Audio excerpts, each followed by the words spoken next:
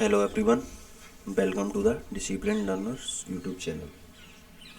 जैसा कि अपने ग्रीन एनर्जी में 3 लेक्चर हो गए थे और आज ये 4th लेक्चर है और आज ये ग्रीन एनर्जी जो सब्जेक्ट है वो कंप्लीट हो जाएगी। और एक मतलब प्रीवियस में हमने जो क्वेश्चन प्रैक्टिस भी कराया था उसमें 25 क्वेश्चन कराए थे, बहुत ही अच्छे लेवल के क्वेश्चन थे वो। तो अगर आपने वो वीडियो नहीं देखी हो तो एक बार जाके वो क्वेश्चंस जरूर अटैम्प्ट कर लें, क्योंकि बहुत अच्छे क्वेश्चंस डाले गए थे जो प्रीवियस एग्जाम में कहीं ना कहीं पूछे गए थे। तो आज चलिए इसका मतलब थोड़ा आज एक पार्ट रह गया है, एक ग्रीन हाइड्रोजन और हाइड्रोजन फ्यूल सेल करके, तो आज उसको कवर करते हैं और ये ग्रीन एनर्जी ख़त्म मतलब हो जाएगा। तो देखिए क्या कह रहा है, ग्रीन एनर्जी कॉन्सेप्ट क्या इसका मतलब क्या है कि ग्रीन एनर्जी कॉन्सेप्ट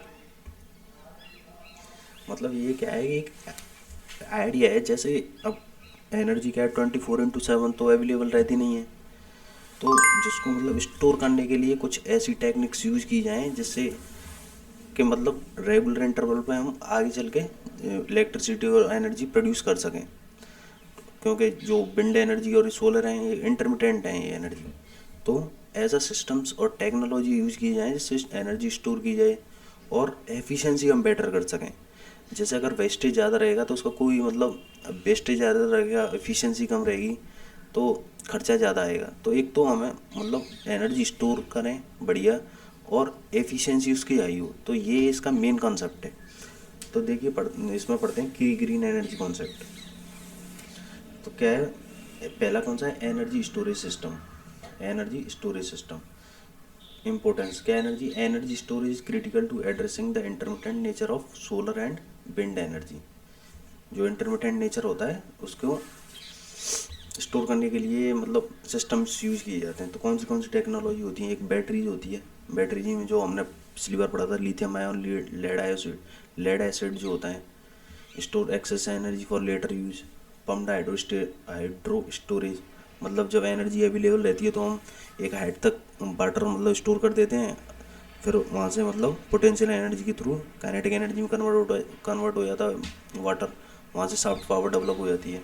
तो मतलब जब पावर हम पे अवेलेबल होती है तो हम एक हाइट तक वाटर को पहुंचा देते हैं, और जब हमें इलेक्ट्रिसिटी जनरेट करनी होती है तो वहाँ से वाटर को हम यूज में ले लेते हैं। Water is pumped into higher elevation when excess energy is available and release to generate electricity when needed. ऐसी फ्लाईव्हील एनर्जी स्टोरेज होते हैं। तो ये मतलब रोटेशनल मोशन से मतलब ये एनर्जी स्टोर करते हैं, stores energy mechanically using rotational motion. एक होता है grid integration of renewable energy. तो ग्रिड इंटीग्रेशन मतलब क्या है कि grid integration of renewable energy मतलब कि जो रिन्यूएबल एनर्जी है उसको ऐसे कनेक्ट करना है, मतलब लोगों तक ऐसे पहुंचाना है जिससे वो जो है रिलायबल हो सके, एफिशिएंसी ज़्यादा बेटर हो सके और वेस्टेज कम हो सके। तो एक ग्रिड इंटीग्रेशन होता है, छोटे छोटे मतलब कैसे हम रिन्यूएबल एनर्जी को लोगों तक पहुंचा रहे हैं, कौन सा सिस्टम यूज करके हम पहुंचा रहे हैं। तो ये होता है grid integration of renewable energy. तो क्या ग्रिड इंटीग्रेशन में चैलेंजेस क्या होते हैं दोस्तों? तो वीडियो के बीच में एक बार आपको हम ये बताना चाहेंगे, जो हमारा इनिशिएटिव निकला है यूपीपीएससी एई मॉक टेस्ट सीरीज़ का, बहुत ही शानदार हाई क्वालिटी टेस्ट सीरीज़ दोस्तों हम बना रहे हैं। और इस टेस्ट सीरीज़ का एम है पढ़ाई के साथ साथ कमाई भी। इस टेस्ट सीरीज़ में टोटल 8 पार्ट सिलेबस टेस्ट रहेंगे। जितनी इंजीनियरिंग एप्टीट्यूड के जो यूनिट्स हैं और हिंदी और जीएस की यूनिट्स को हमने 8 डिफरेंट पार्ट्स में बांटा है, जिसका पार्ट सिलेबस टेस्ट रहेगा, ताकि आप फुल लेंथ टेस्ट देने से पहले अपने आप को पार्ट में टेस्ट कर सकें। उसके बाद दोस्तों 6 फुल लेंथ क्वालिटी टेस्ट रहेंगे, जो कि आपके पूरे सब्जेक्ट्स की अंडरस्टैंडिंग को चेक करेंगे और आपको कंपटीशन में लीड लेने में हेल्प करेंगे। तो दोस्तों अगर आप इंटरेस्टेड हैं इस टेस्ट सीरीज़ में, तो डिस्क्रिप्शन बॉक्स में गूगल फॉर्म का लिंक दिया हुआ है, उस गूगल फॉर्म को लिंक को फिल करें। और आप हमारे टेलीग्राम चैनल से भी जुड़ सकते हैं दोस्तों।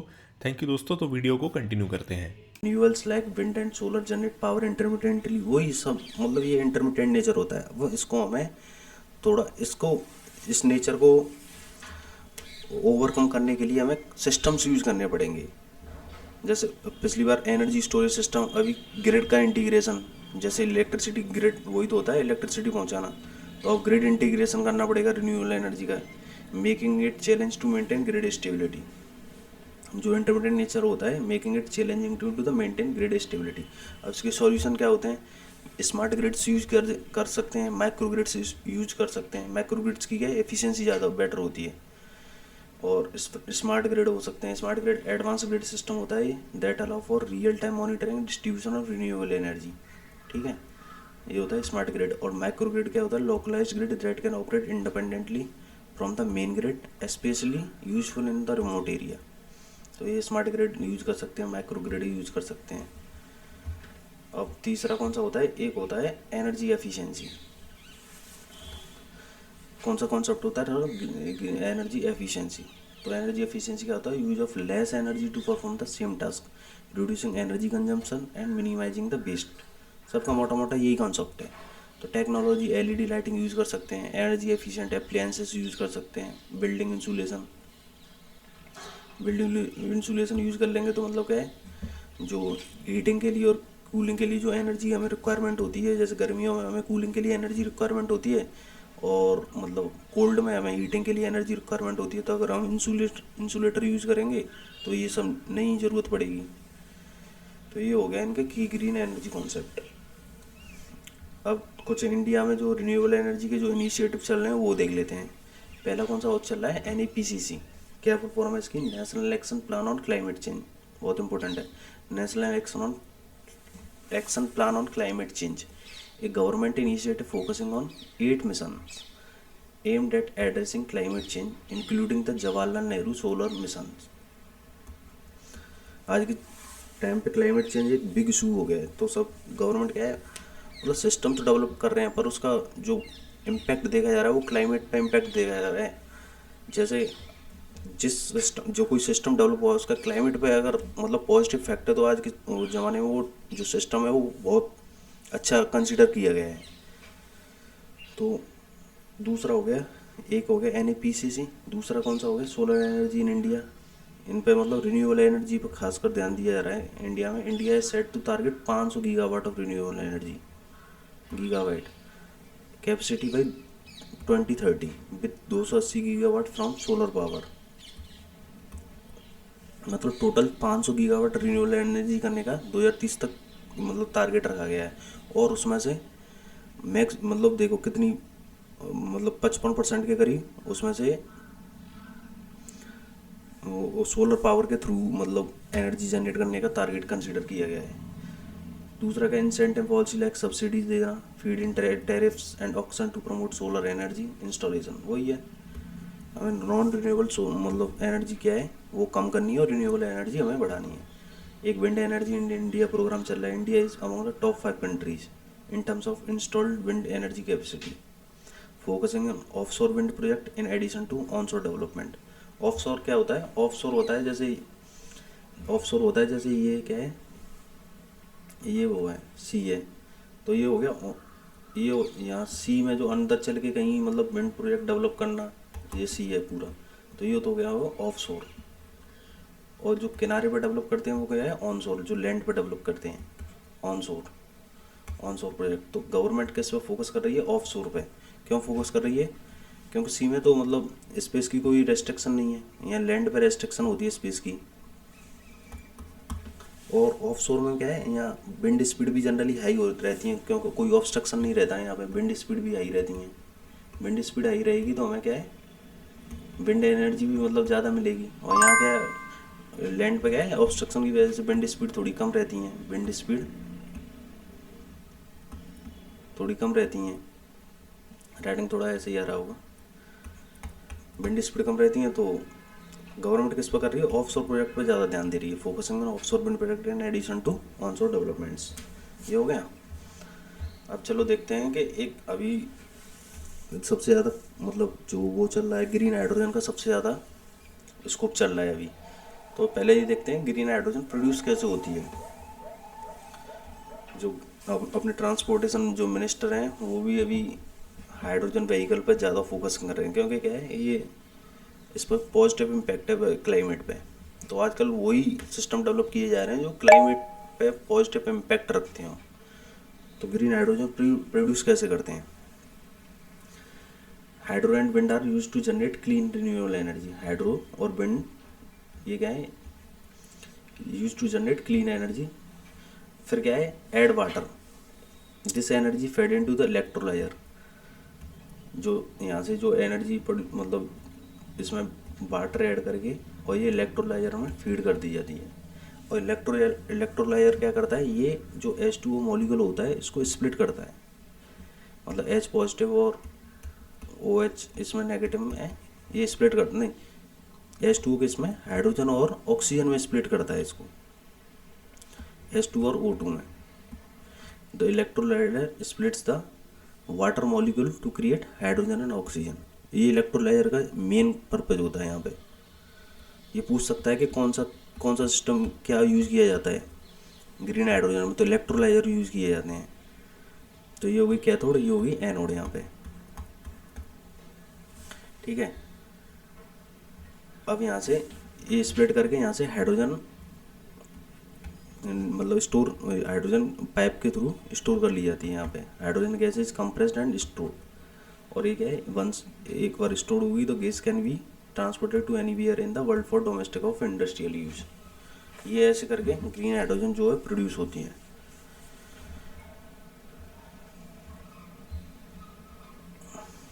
तो अब देखते हैं अभी मतलब क्या है ग्रीन हाइड्रोजन से, जो नेशनल ग्रीन हाइड्रोजन मिशन जो भी चल रहा है, क्या है, क्या पर्पज है, क्या मतलब इसका स्कोप है। तो नेशनल ग्रीन हाइड्रोजन मिशन होता अबाउट क्या है, मतलब इसके बारे में देख लेते हैं। It is a programme to incentivise the commercial production of green hydrogen and make India a net exporter. मतलब ग्रीन हाइड्रोजन प्रोड्यूस करना ही नहीं, बाहर एक्सपोर्ट भी करना है, इसका टारगेट रखा गया है, green exporter of the fuel. The mission will facilitate demand creation, production and utilisation export of green hydrogen, ठीक है।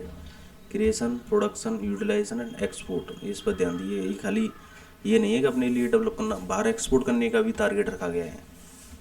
जो इसके अंदर सब स्कीमें कौन सी हैं, एक साइट स्कीम है, ये इस फुल फॉर्म जरूर एक बार मतलब याद कर लें। साइट बहुत मोस्ट इम्पोर्टेंट फुल फॉर्म है। साइट क्या है, ये सब स्कीम है ग्रीन हाइड्रोजन मिशन के अंदर। The strategic interventions for green hydrogen transition programme, क्या है, strategic invention for green hydrogen transition programme. तो इसका क्या पर्पज है, ये क्या करेगी, it will fund the domestic manufacturing of electrolysers, जो मतलब इलेक्ट्रोलाइजर ही इंपॉर्टेंट हो रहा था, स्प्लिट करता है हाइड्रोजन और ऑक्सीजन में, and produce the green hydrogen. तो ये क्या है, जो इलेक्ट्रोलाइजर की जो मैन्युफैक्चर है उन कंपनियों को फंड करेगी। ग्रीन हाइड्रोजन हब्स, एक ये चल रहा है, सब स्कीम है green hydrogen hubs. State and regions capable of supporting large scale production and और utilization of hydrogen will be identified and developed as green hydrogen hub. मतलब देखे जाएंगे ऐसे रीजन कहाँ पे प्रोड्यूस मतलब हाइड्रोजन प्रोड्यूस हो रही है, और उनको एक ग्रीन हाइड्रोजन हब के मतलब ग्रीन हाइड्रोजन हब की तरह एक डेवलप किए जाएंगे जो रीजन है और स्टेट है। Objective, developing green hydrogen production capacity of at least 5 MMT million metric ton per annum. एक साल में कितना, 5 MMT डेवलप करने का टारगेट मतलब वो रखा गया है। Alongside adding renewable energy capacity of about 125 gigawatt in India by 2030। It aims to entail over ₹8 lakh crore of total investments and is expected to generate 6 lakh jobs. इससे मतलब जब सिस्टम ये आएगी टेक्नोलॉजी तो क्या है, तो जॉब क्रिएशन भी होगा। It will also lead to cumulative reduction of in fossil fuels, वो सीधा सा डायरेक्ट रिलेशन है। अगर रिन्यूएबल एनर्जी बढ़ाएंगे तो नॉन रिन्यूएबल एनर्जी जो कंजप्शन वो कम होगा, fossil fuel non renewable energy में आता है। तो it will also lead to cumulative reduction fossil fuel imports by ₹1 lakh crore and an abatement of nearly 5 MMT of annual green house gas emission, ठीक है। इसको अभी थोड़ा देखते हैं, प्रीवियस ईयर उसको पूछा गया था। पहले हम पढ़ते हैं hydrogen fuel sales. Fuel cells हैं, fuel cells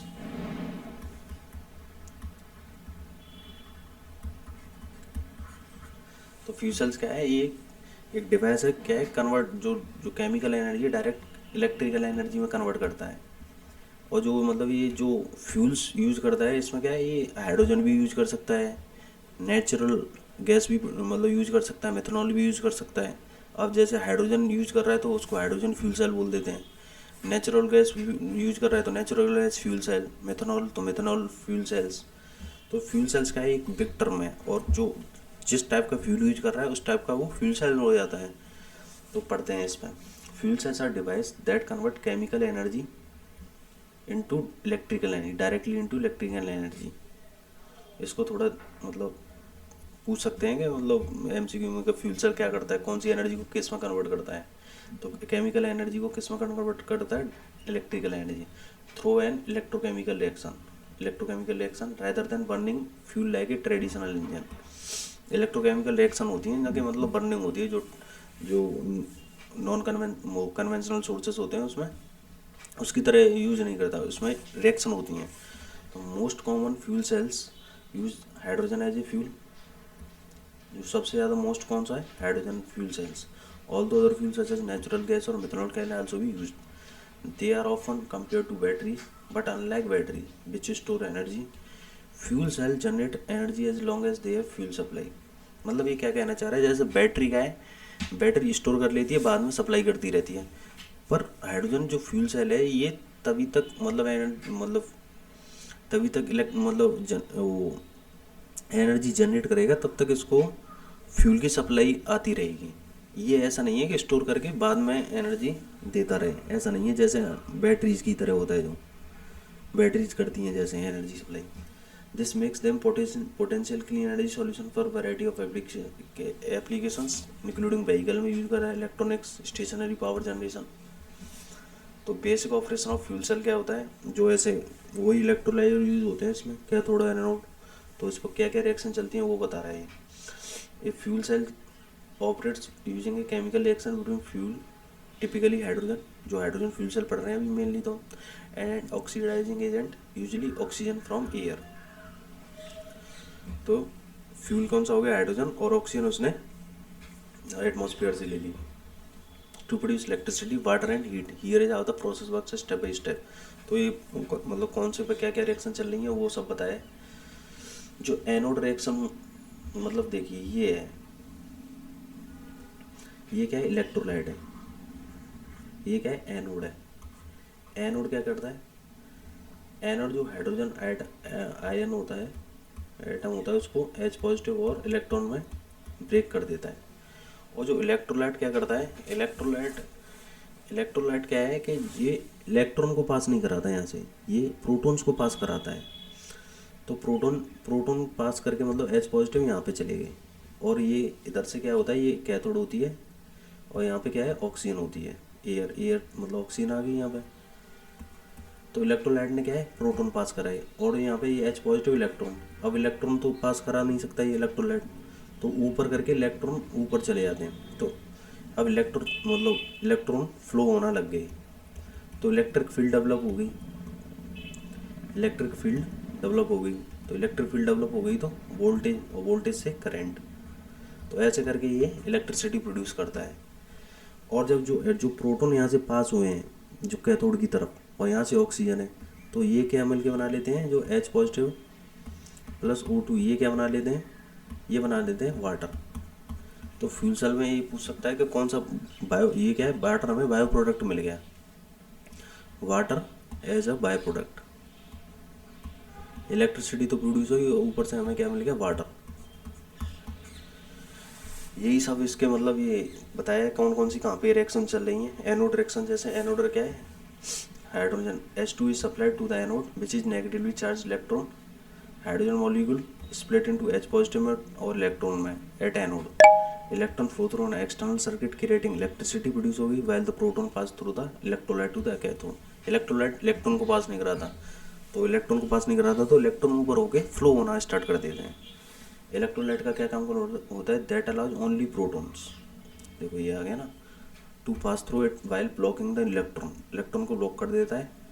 electrolyte also separate the two halves of the fuel cell into ensure the right reaction happens in the right places, ठीक है। कैथोड रिएक्शन ऑक्सीजन साइड होती है at the cathode which is the positively charge electron, oxygen from the air react with protons, जो मतलब electrolyte से pass होके, that have pass through the electrolyte, and electrolyte that have travelled through the external circuit to form H2O and release heat. ठीक है। The result of reaction is electricity produce होती है, water या bio product की तरह use हो रहा है, मतलब प्रोड्यूस हो रहा है, हीट प्रोड्यूस हो रही है। The water is the only emission if hydrogen is used as a fuel, making fuel cells are environmentally friendly power source. मतलब क्या है, हाइड्रोजन यूज करी तो हमें क्या है, वाटर ऑब्टेन हो गया, जो कि क्या है, एनवायरमेंटली फ्रेंडली है। ऐसा कोई हार्मफुल प्रोडक्ट मतलब एमिट नहीं हुआ जिससे जो है एनवायरमेंटल इम्पैक्ट पे नेगेटिव इम्पैक्ट रखता हो एनवायरमेंटल पे। तो ऐसे करके ये यहाँ पे जैसे ये रिएक्शन है ना, एनोड साइड पे कौन सी रिएक्शन चल रही है, H2 है, तो किस में 2H पॉजिटिव 2 इलेक्ट्रॉन में स्प्लिट हो गया।